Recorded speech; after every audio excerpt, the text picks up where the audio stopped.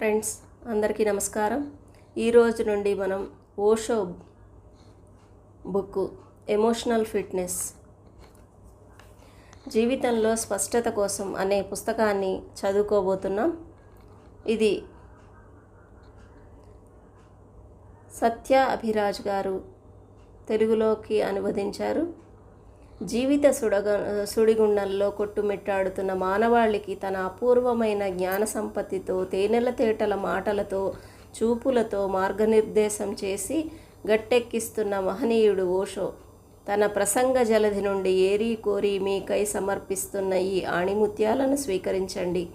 Deccan Chronicle దినపత్రికలో ప్రతి ఆదివారం ఎమోషనల్ ఫిట్నెస్ అనే శీర్షికతో ధారావాహికగా సాగిన ఈ ఆర్టికల్ సమర్పణలో పూణే ఆశ్రమం వారి సహకారం ఉంది. ఓషో ప్రసంగాల నుండి సమకాలీన మనోస్థితులకు అనుగుణమైన అంశాల సేకరణలో పూణే ఆశ్రమం వారు సహాయపడ్డారు. ఈ పుస్తకంలోని శీర్షికలు, విషయాల దేనికదే ప్రత్యేకం. ఒకదానితో మరో దానిని ముడిపెట్టలేం.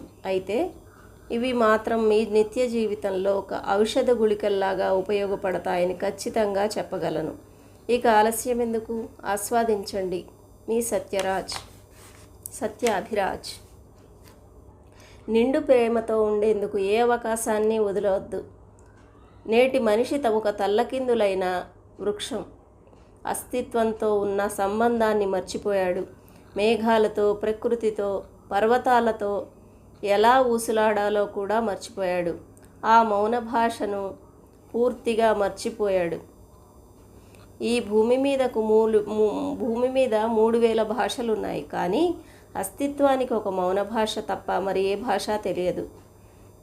ధ్యానం మీ సంబంధాలను మారుస్తుంది. ఒక వ్యక్తి ధ్యానించడం ఆరంభిస్తే అతని సంబంధ ప్రపంచం మారాలి. ఒక వ్యక్తి మారినప్పుడు అతనికి ఉన్న సంబంధాలైన భార్య, పిల్లలు, మిత్రులు మాత్రమే కాకుండా శత్రువుల్లో కూడా మార్పు వస్తుంది. అతను ఒక కొత్త రకమైన గుర్తింపుతో ఈ ప్రపంచంలోకి అడుగు పెడతాడు. వస్తువులతో, వ్యక్తులలో వలె సంబంధం కలిగి ఉండండి. నిండు ప్రేమతో ఉండేందుకు గల ఏ ఒక్క అవకాశాన్ని వదలకండి. చెప్పులు వేసుకున్నప్పుడు కూడా అత్యంత ప్రేమపూర్వకంగా ఉండండి. ఆ ప్రేమతో నిండిన క్షణాలు మిమ్మల్ని మరింత సమృద్ధిపరుస్తాయి. వస్తువులతో, వ్యక్తులలో వలె సంబంధం కలిగి ఉండండి. కానీ జనం వ్యక్తులను వస్తువులుగా చూస్తారు. ప్రేమించండి. మీ మిత్రులను మరింతగా ప్రేమించండి. మనిషి ఒక రహస్యం, సృష్టిలో అత్యంత గొప్పనైన రహస్యం. ఎంత గొప్ప రహస్యం అంటే ఒకరినొకరు తెలుసుకునే దారి లేదు. మనకు ఉన్న జ్ఞాన సంపత్తి అంతా బయట వరకే పరిమితం. ఇది మరో మనిషి హృదయాన్ని ఎప్పటికీ చేరుకోలేదు. మీరు ఓ మిత్రుణ్ణి గాఢంగా ప్రేమించి చూస్తే మీకు తెలుస్తుంది, అతని రహస్యం ఎంతో నిగూఢమైనది. ప్రేమ పూర్ణత్వాన్ని చేకూరుస్తుంది. పురుషుడితో లేదా స్త్రీతో మీరు ప్రేమలో పడ్డప్పుడు మీలో నిండుదనం తొణికిసలాడుతుంది. ఏదో ప్రకాశం మీలో ప్రజ్వలించడం ప్రారంభిస్తుంది. ఓ గీతం పుట్టుకొస్తుంది. మీ నడవడిలో ఓ నృత్యం మేళవిస్తుంది. ఇంతకు ముందు కన్నా పూర్తి వైవిధ్యంగా ఉంటారు. దీని రహస్యం ఏమిటంటే ఎంతో కొంత ఆనంద ప్రవాహం మీలో ప్రారంభమైంది. మీ ప్రేయస్లోనో లేదా ప్రియుడిలోనో కూర్చుని ఊసులాడుకున్నప్పుడు అస్తిత్వం గాఢ శ్రావ్యతతో నిండిపోతుంది. ఎందుకంటే మీరు గాఢ శ్రావ్యతతో మునిగి ఉంటారు కాబట్టి. అక్కడ అంతరానికి తావు ఉండదు. మీ హృదయం గాఢమైన శ్రావ్యతను అనుభవిస్తుంది. ప్రేయసితోనో లేదా ప్రియునితోనో లేదా మిత్రునితోనో ఏకమై ఉన్నప్పుడు ఆ ఏకత్వం సర్వత్రా వ్యాపిస్తుంది. లౌక్యం, తర్కం కార్యాలయాల్లో బాగుంటాయి, మిత్రులతో కాదు. తర్కబుద్ధి కలవారు ఈ ప్రపంచంలో అత్యంత బీదవారు. ఎందుకంటే జీవితం అంటే తర్కం మాత్రమే కాదు, ప్రేమ కూడా. ప్రేమలో తర్కం ఏమాత్రం ఉండదు. జీవితంలో లౌక్యం, తర్కాలది అతి చిన్న భాగం. మీ పయనం లోతులకు సాగుతూ పోతుంటే అతర్కాకులైపోతారు. తర్కం ఆఫీసు, అంగడి, ఫ్యాక్టరీ లాంటి ప్రదేశాల్లో బాగుంటుంది. మిత్రుల వద్ద, ప్రేయసి వద్ద, ప్రియుని వద్ద, ప్రియమైన వారి వద్ద తర్కం అస్సలు బాగుండదు. వ్యాపార కార్యకలాపాల్లో తర్కం బాగుంటుంది. ప్రపంచంలో అన్ని వ్యాపారాల కన్నా అత్యంత విలువైనది, అమూల్యమైనది జీవితంలో చాలా ఉంది. దానిని కూడా అనుమతించండి. పరిష్కారాల కోసం లోపలికి చూడండి. మనసు చేసే మోసపూరిత యుక్తుల్లో క్రిందిది కూడా ఒకటి.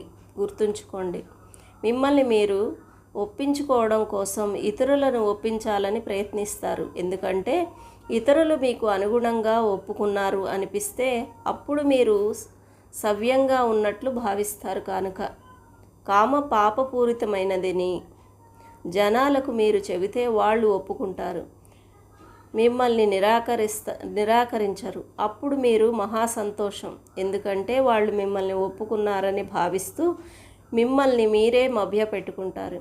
ఇతరుల కళ్ళల్లోకి చూస్తూ మీ వైఫల్యాలను మీరే కప్పిపుచ్చుకుంటారు. ఈ ప్రపంచం ఒక దర్పణం. అది ఎల్లవేళలా మీ వాస్తవ రూపాన్ని మీకు చూపుతూ ఉంటుంది. ఈ ప్రపంచం ఒక అద్దంలా ఉపయోగించుకుని లోపలికి వెళ్ళి ప్రతిబింబానికి గల కారణాలను వెతుక్కోండి అని బుద్ధుడు పదే పదే నొక్కి చెప్పాడు. ఎందుకంటే కారణం ఎప్పుడూ అంతర్గతంగానే ఉంటుంది. దాని ప్రభావమే బయటకు పొక్కుతుంది. ప్రభావాన్ని లేదా ఫలితాన్ని పట్టుకుని నిరాకరించకు. అలా చేస్తే మీ జీవితంలో పూర్తి అయోమయంలో పడుతుంది. మీ జీవితం పూర్తి అయోమయంలో పడుతుంది. సమస్యకు కారణం అద్దంలోని ప్రతిబింబం కాదు, అసలు కారణం మీ రూపమే. ప్రతిబింబం కేవలం ప్రతిరూపం మాత్రమే. అద్దంలోని మీ ముఖం మార్చాలని ప్రతిబింబానికి రంగులు పులమడానికి ప్రయత్నించకండి. అసలైన దాన్ని పట్టుకోండి. ఇతరుల కళ్ళల్లో మనం చక్కగా కనిపించాలని ప్రయత్నిస్తాం. ఇతరులకు మనం చక్కగా కనిపించాలని ప్రయత్నిస్తాం. ఇతరుల కళ్ళల్లో మనం చక్కగా కనిపించడం కోసం ముసుగులు వేసుకుని బతుకుతూ వెళ్ళదీస్తాం. అందుకోసమే మనం ఉన్నట్టుగా జీవితాన్ని లాగుతూ ఉంటాం. ఇతరుల కళ్ళల్లో చక్కగా కనిపించాలనే ఆరాటాన్ని అనుక్షణం కొనసాగిస్తున్నాం. ఇది ఎలా ఉందంటే అద్దంలో చక్కగా కనిపించాలనే ప్రయాసలా ఉంది. ఇతరుల కళ్ళు అంటే ఏమిటి? అద్దాలు కాదా? మన మంచితనంతో, నిజాయితీతో, నిష్ఠతో, మతంతో, విశ్వసనీయతతో, స్వచ్ఛతతో, సత్వతతో, ఆధ్యాత్మికతతో ఇలా వీలైనన్ని విధానాలలో ఇతరులను ఒప్పించే ప్రయత్నంలోనే ఎప్పుడూ ఉంటాం. ఎవడితోనో ఒప్పించడంలో మనం అర్థమేమిటి? వాస్తవానికి ఇతరులను ఒప్పించడానికి ప్రయత్నిస్తూ మనల్ని మనమే ఒప్పించుకునేందుకు ప్రయత్నిస్తూ ఉంటాం. ఇతరులు ఒప్పుకున్నట్లయితే ఓ అద్దం ఒక అందమైన ముఖాన్ని ప్రతిబింబిస్తే అప్పుడు మనతో మనం సౌఖ్యంగా ఉంటాం. అప్పుడే మనం అందంగా ఉన్నామని నమ్ముతాం, లేకపోతే లేదు. అద్దాలను విశ్వసించకండి. కళ్ళు మూసుకుని మీ అసలైన ముఖాన్ని వెతకండి. ఎవరి కళ్ళు వారు మూసుకుని ఎవరి అసలు ముఖాన్ని వారు వెతుక్కోవడం కాస్త కష్టతరమైనదే. ఎందుకంటే మీ అంతర్ప్రపంచంలో కొన్ని శతాబ్దాలుగా, కొన్ని జన్మలుగా గాఢమైన చీకటి అలుముకుని ఉంది. లోపలికి అంటేనే మీకు భయం. మీ అంతరంగ సాగరం తీరని తృష్ణలతో, వాంఛలతో, అత్యాశలతో, ఆవేశాలతో నిండిపోయి ఉంది. మీ మతం మీకు తరతరాలుగా అణగదొక్కడాన్ని బోధిస్తూ ఉంది. సమాజం కట్టుబాట్లు, నియమ నిబంధనలు మొదలైన వాటన్నింటినీ మీ అస్తిత్వంలో నాటకమే. అణగదొక్కడం అంటే లోపలికి వెళ్ళాలంటే ఆ కంపునంతా ఎదుర్కోవాల్సి ఉంటుంది. అందుకే భయపడుతున్నారు. వాస్తవాలు ఎప్పటికీ వికారంగా ఉండవు, కానీ అవి వికారాలని మీరు నేర్పించారు.